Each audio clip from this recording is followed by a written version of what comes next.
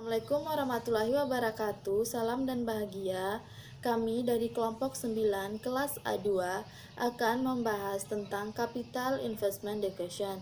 Sebelumnya, saya akan memperkenalkan anggota kelompok kami. Yang pertama, saya Nurdayanti, NIM 2019 017062, Navia Isnaini Hapsari, NIM 2019 017069, dan Destiwa Nurhayati, NIM 2019 017 080. Capital Investment Decision, keputusan investasi modal atau Capital Investment Decision berkaitan dengan proses perencanaan, penetapan tujuan dan prioritas, pengaturan pendanaan, serta penggunaan kriteria tertentu untuk memilih aktiva jangka panjang.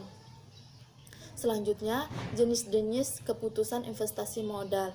Yang pertama, keputusan pengurangan biaya. Yang kedua, keputusan perluasan pabrik dan fasilitas penggudangan. Yang ketiga, keputusan pemilihan mesin. Yang keempat, keputusan untuk membeli atau menyewa. Yang kelima, keputusan pergantian peralatan. Selanjutnya, metode penilaian investasi. Penilaian investasi berkaitan dengan pengambilan keputusan manajemen mengenai layak atau tidaknya suatu usulan investasi untuk dilaksanakan. Metode yang dapat digunakan manajemen untuk menilai usulan investasi adalah sebagai berikut.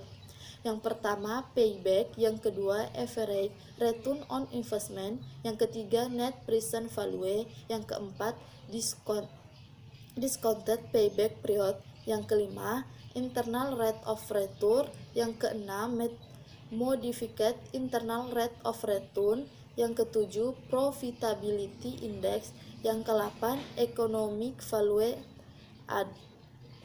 Selanjutnya, metode payback. Metode ini sering pula disebut metode payout atau payoff, menghitung jangka waktu yang diperlukan untuk menutup modal yang diinvestasikan. Jangka waktu tersebut dihitung dengan cara membagi jumlah modal yang diinvestasikan dengan aliran kas yang diperoleh dari operasi per tahun. Aliran kas tersebut berupa penghematan tunai per tahun atau berupa laba tunai per tahun. Yang selanjutnya, metode average return on investment. Metode ini dinamakan pula dengan metode accounting rate of return karena perhitungannya menggunakan laba akuntansi. Metode ini mengukur tingkat kemampuan laba atau profitabilitas yang diabaikan dalam metode payback. Metode net present value. Berbeda dengan dua metode terdahulu, metode net present value mempertimbangkan nilai waktu uang. Seperti telah disebut di muka, konsep nilai sekarang merupakan salah satu faktor penting yang harus dipertimbangkan dalam penilaian investasi. Penerimaan kas pada masa yang akan datang selama investasi berlangsung dihitung berdasarkan nilai sekarang. Penilaian atas usulan investasi berdasarkan metode ini adalah dengan cara membandingkan nilai sekarang atau nilai tunai dari penerimaan kas dengan nilai sekarang dari pengeluaran kas selama investasi modal berlangsung. Metode discounted payback period. Dalam metode payback sebelumnya, arus kas bersih atau laba tunai yang akan diterima dalam beberapa tahun mendatang dianggap sama dengan arus kas bersih yang diterima sekarang. Metode DPP lebih baik daripada metode payback karena arus kas bersih yang akan diterima beberapa tahun mendatang dinilai menggunakan nilai sekarang sebagai dampak adanya pengaruh konsep nilai waktu uang. Akan tetapi, sama halnya dengan metode payback, metode DPP ini tetap tidak mempertimbangkan arus kas bersih yang akan diterima setelah periode payback. Selanjutnya, metode internal rate of return. Metode ini sering disebut pula dengan metode time adjusted rate of return, menghitung tingkat bunga yang sesungguhnya dari suatu rencana investasi, agar nilai sekarang dari aliran kas bersih dapat menutup jumlah modal yang diinvestasikan.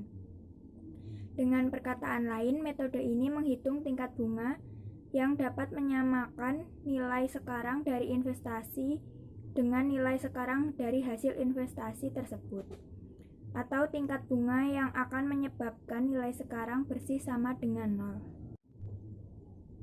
Selanjutnya, metode Modified Internal Rate of Return. Metode ini merupakan modifikasi dari tingkat pengambilan internal atau IRR. Metode IRR mengasumsikan arus kas yang dihasilkan oleh suatu investasi atau proyek akan diinvestasikan kembali pada tingkat IRR yang sama. Hal ini yang menjadi kelemahan dari IRR sebagaimana disebutkan di atas. IRR tidak dapat disesuaikan jika terjadi perbedaan tingkat suku bunga selama investasi.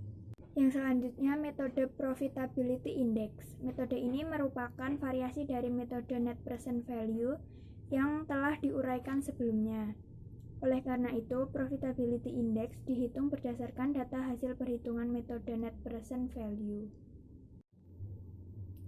Dan yang terakhir yaitu metode Economic Value Added. EVA merupakan sebuah metode untuk menghitung laba ekonomi sesungguhnya dari sebuah perusahaan. Oleh karena itu, seringkali EVA disebut dengan laba ekonomi.